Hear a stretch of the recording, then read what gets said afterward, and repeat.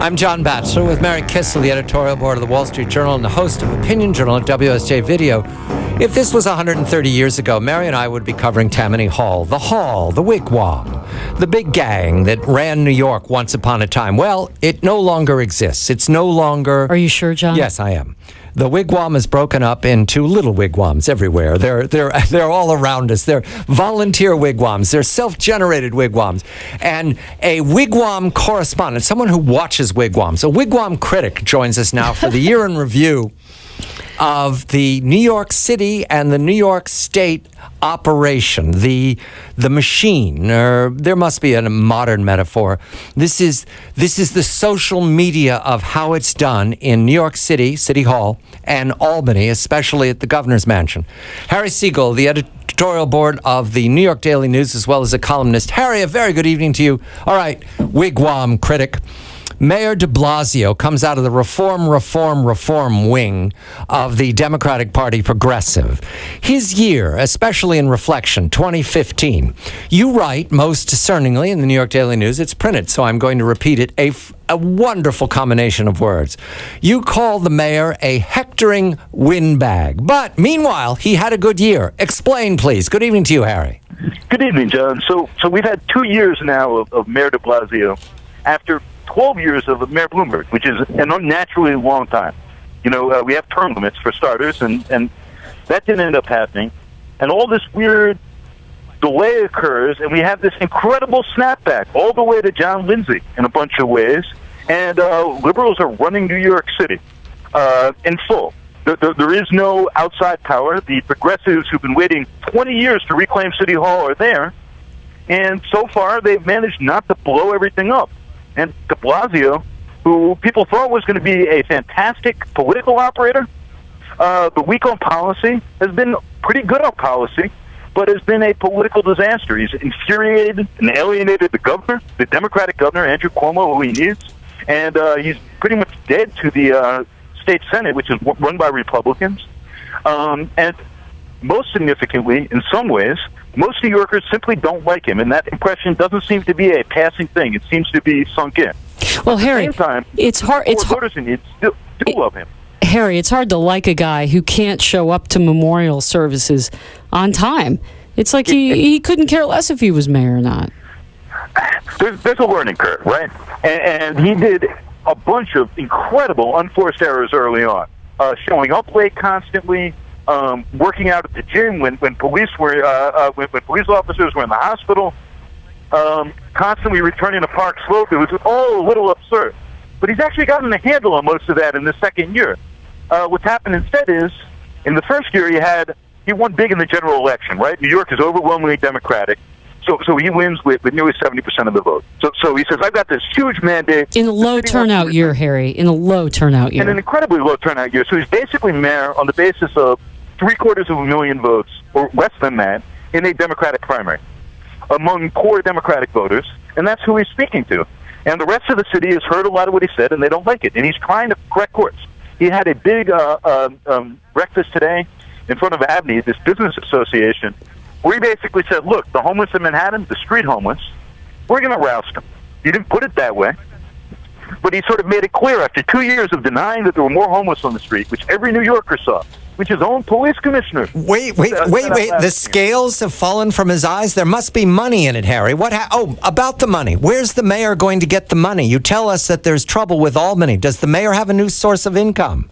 No, he does not. And here's the funny thing. Look, Bloomberg's numbers were terrible in his first 2 years. Right. Bloomberg had his personal fortune, hundreds of millions of dollars to spend to push those numbers back up. And Bloomberg's numbers were bad in large part because after 9/11, the markets were really rocky. And that's brutal for New York. We had a recession 01 to 04, yes. Then de Blasio has terrible numbers, and he has them, well, the market's good. Well, we've had zero interest rate, which may or may not be good for the country, but is a boon to New York, where the bankers are. And despite all that, and despite living up to the campaign promises he made, he's not very popular. He's right around 40%. A majority of New Yorkers don't think he deserves a second term, and yet, because of the Democratic primary, because of that bottleneck, and because of how strong he is there with Democratic core voters and with black voters in particular, it's very, very hard to see a real obstacle emerging to him winning re-election. I want to move to Albany because I just noticed police cruisers going by outside, Harry. Maybe somebody's been arrested. But in any event, wait, the country doesn't know, Harry. We have to remind them that I think sometime in the last few weeks, the whole of the New York State legislature came under review by prosecutors, something like that. And a man named Silver was convicted of multiple crimes and will be put away for probably the balance of his seniority. Does the mayor of New York have a risk at this failure of the state legislature? Does the governor of New York have a risk at this failure of the state legislature? The mayor, I think, is all right on these terms. But look, the heads of both branches of our legislature, in a state where it really is just three men in a room and no one else there matters, are going to prison. Shelley Silver is going to prison for incredibly elegant and carefully crafted schemes, that we're trying to barely respect the letter of the law while completely ignoring its spirit. And Dean Skelos is going to prison for basically a set of wiretaps also involving his son that are like David Mamet outtakes. Just profane and obnoxious and absurd. And the remaining amigo of the three amigos, the three men in the room, is Governor Andrew Cuomo. Is that why we can't find Governor Cuomo? Is that why he's been put into some sort of witness protection program? Yes, yes, Harry. We did it in duo, so you can hear it from us. Where is he, Harry? Well, what's interesting is I'm of the informed impression that Preet is looking at Cuomo, and you have Preet. Who's Preet? Who's Preet? Who's Preet? Say it. The U.S. Attorney for the Southern District. Yes, we salute Preet Bharara, the U.S. Yes, we do. The U.S. Attorney from the Southern District, otherwise known as the Lawman. Please continue, Harry. And he's taken down two of the three men in a room, and the question is if he wants the third. And I think he's looking, and it's not clear, but Andrew Cuomo has reason to be concerned. And what started all this was Cuomo promised to clean up Albany, and he created a special thing that the governor has the power to do called the Moreland Commission to clean it up. And then he closed his own commission, which he promised would be totally independent. Remember, Mary, that we were on air right after the Moreland Commission closed, and it was a great puzzle why the governor even closed it down, I think, on a Saturday where there were sufficient storms, so nobody was watching the news. It was some incredible strangeness. And Harry, right now, we're watching Governor Cuomo, and we're watching the Democratic machine in New York. It's not at risk, though, right, Harry? If any of these tall sunflowers fall, there will be other tall sunflowers. Hey, the system is, for better or for worse, strong. But what's interesting is the state Senate is the last remaining bastion of Republican control in New York. It's why New York is not California.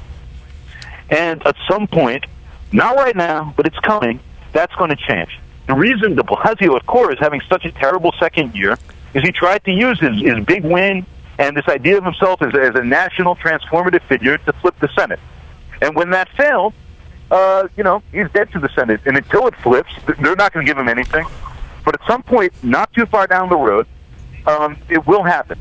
Naturally, if you didn't have gerrymandering, all sorts of complicated political machinations, breakaway Democrats who want more power, this state would be entirely Democratic. It would be deep blue in ways that I think are hard for people to conceive of right now. It would basically be, a bigger New York City. 15 seconds, Mary. One of our more perceptive listeners writes to us, John, and Mayor de Blasio and says, quote, a learning curve on showing up on time for a memorial service? Well, amen to that. It is incredulous. It's hard to imagine how New York functions, but thank you, Harry, for explaining it to us. Harry Siegel, the New York Daily News, and a columnist at the Daily News. Mary Kissel, the editorial board of the Wall Street Journal, and I'm John Batchelor, the Wigwam Forever.